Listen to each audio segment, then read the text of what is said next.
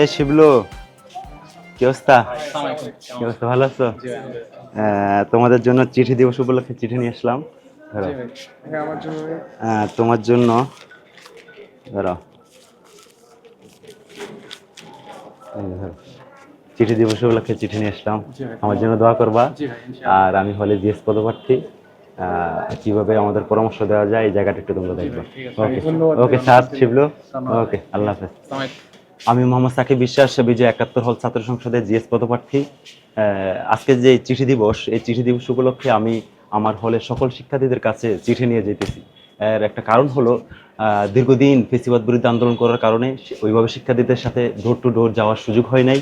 তাই আমি চিঠি দিবস উপলক্ষে সকল শিক্ষার্থীদের কাছে আমি আমার বার্তা পৌঁছে দেওয়ার একটা চেষ্টা করলাম।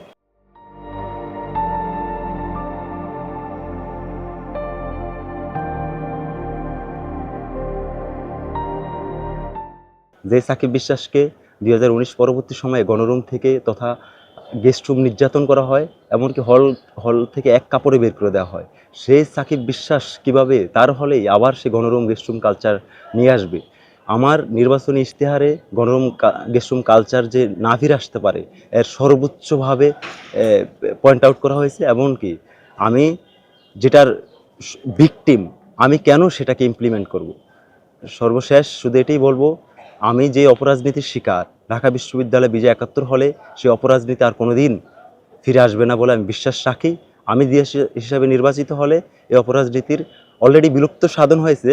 আমি জিএস হিসাবে নির্বাচিত হলে এই হলে কোনোদিন গণরুম গেস্টরুম কালচার আর কোনোদিন আসবে না বলে আমি শপথ করছি এবং প্রতিজ্ঞা করছি শিক্ষার্থীদের কাছে।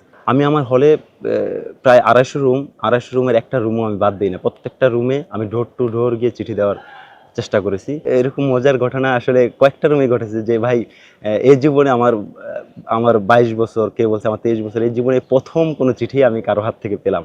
আপনাকে অনেক ধন্যবাদ। এই কারণে চিঠির কারণে আপনাকে ভোট দিয়ে দিব আমি। তো এটা খুবই ভালো লাগে আসলে। কিছু কিছু রুমে আমি যখন গেছি, তারা চিঠি নেওয়ার পরে আমার সাথে সেলফি তুলছে, আমার সাথে কথা বলছে। ভাই, এরকম ইউনিক আইডিয়া আসলে কারো মাথা থেকে আসে না, আপনি প্রথম। আপনার আইডিয়াটা খুব ভালো লাগছে।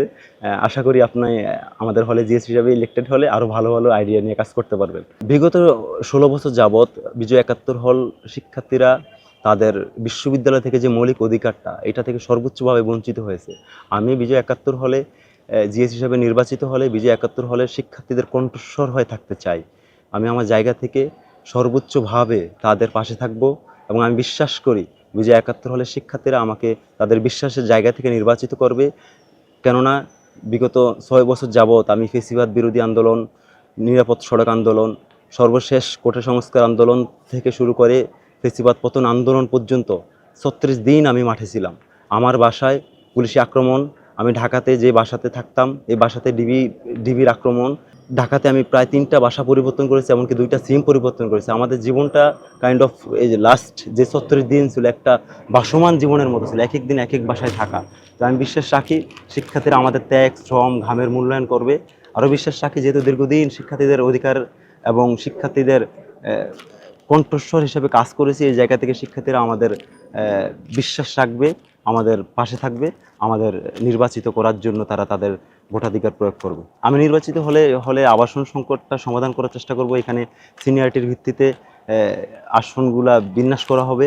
কেননা মাস্টার্স এবং অনার্সের অনেক শিক্ষার্থী পড়াশোনার জন্য সত্যিকার অর্থেই আসলে তারা একটা টেবিল পায় না হল থেকে। একই টেবিলে 2 জনকে পড়াশোনা করার জন্য হল পড়াশোনা দেয়। তো এই জায়গা থেকে আমি চেষ্টা করব যে অনার্স ফোর্থ ইয়ার এবং মাস্টার্সের যে শিক্ষার্থীরা থাকে তার চাকরি পড়াশোনা, দেশের বাইরে গেলে যাওয়ার জন্য যে একাডেমিক পড়াশোনাটা এটা করার লাগে, এই জায়গা থেকে আমি তাদেরকে সিঙ্গেল সিট কীভাবে নিশ্চিত করা যায়, সিঙ্গেল বেড এমনকি সিঙ্গেল টেবিল কীভাবে নিশ্চিত করা যায় আমি চেষ্টা করব। হলের খাদ্যের যে সমস্যাগুলো, খাদ্যের সমস্যা নিয়ে আমি আমার জায়গা থেকে চেষ্টা করব। হলের নিরাপত্তার যে স্বল্পতা, হলে কীভাবে নিরাপত্তা কর্মী বৃদ্ধি করা যায়, হল প্রশাসনের সাথে মিলে নিরাপত্তা কর্মী বৃদ্ধির ব্যবস্থা করা হবে।